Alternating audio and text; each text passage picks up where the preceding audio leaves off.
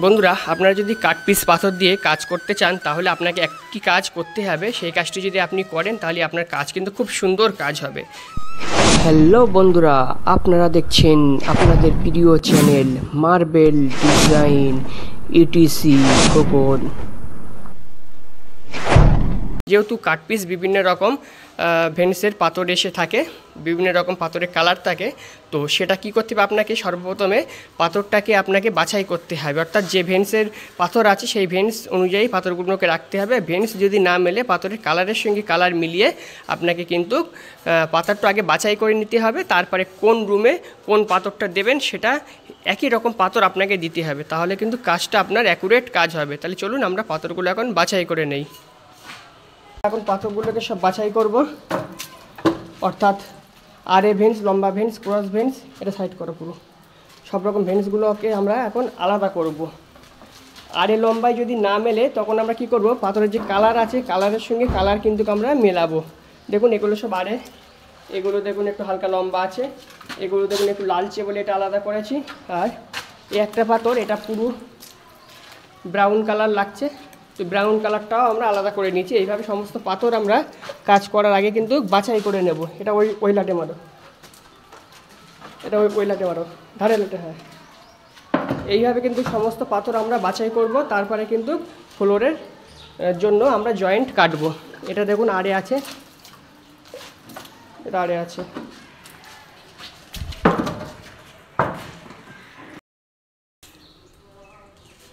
দেখুন আমরা আগে পানি মেরে নেবো, পানি মেরে দেখে নেবো ভেন্সটা আরে কি লম্বায় কি ক্রস ভেন্স আছে। তো এটা আমাদের ক্রস ভেন্স আছে, তো এটা আমাদের ক্রস ভেন্সের লট।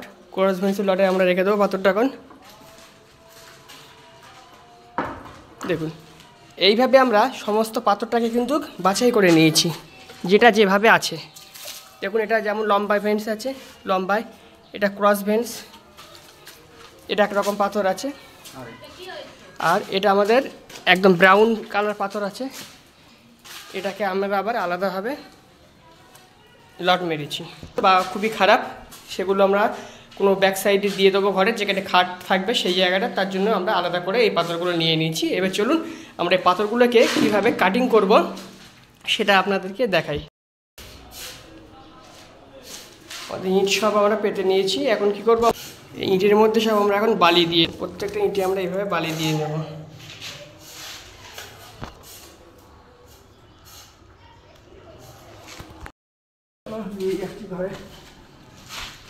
চলো এখন আমরা পাথরগুলো সব বিছানো পাথর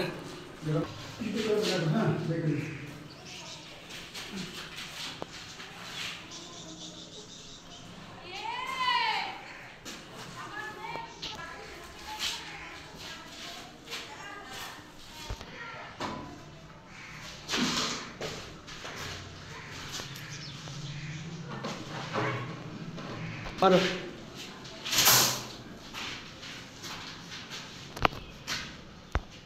দেখুন এই চারটে পাথর আমরা একই রকম পেয়েছি, এই চারটে পাথরকে আমরা মিলিয়ে দিয়েছি, একটা ভেন্স চলে এসছে, অর্থাৎ একটা বরফি ফিগার চলে এসছে।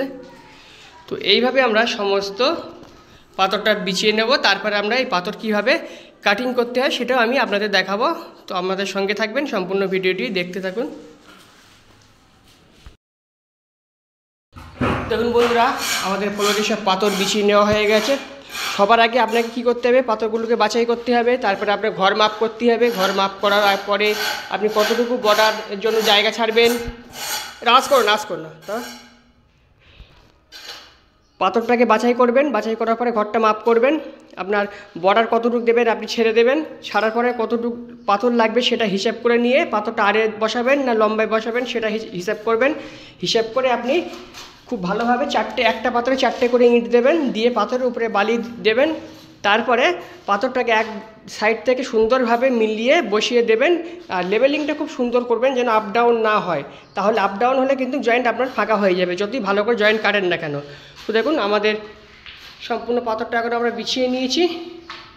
এবারে আমরা কি করব, এটা আমরা কাটিং করব। তো কাটিং করার একটা সিস্টেম আছে, সেটা হলো কি, সবসময় মিডিল পজিশন থেকে আমাদের জয়েন্টটা কাটতে হবে। দেখুন এদিকে 1 2 3 4টে, তো 4টে যে কোনো এইখান থেকে আমি ধরবো, এইখান থেকে আমি আগে এই সাইডটা কাটবো, তারপর এটা কাটবো, তারপর আবার ওইদিকে ঘুরে যাবো, ওইদিকে ঘুরে গিয়ে ওই সাইড থেকে এটা কেটে আসবো, তারপর এটা আমি কাটবো। তারপরে এখানে 3টে জয়েন্ট আছে, 3টে জয়েন্ট আছে মানে মিডিলটা আমি আগে কাটবো, তারপরে এইটা কাটবো, তারপরে ওইটা কাটবো, তারপর কেটে সবগুলো মিলিয়ে নাম্বারিং করে দেব, দিয়ে তারপর পাথরগুলো আমরা তুলে নেব। তো কিভাবে এটা কাটিং করতে হয় সেই কাটিং করার ভিডিও আমি আপনাদের দেখাবো, তাহলে সম্পূর্ণ ভিডিওটি আপনারা দেখতে থাকুন। দেখে দেবো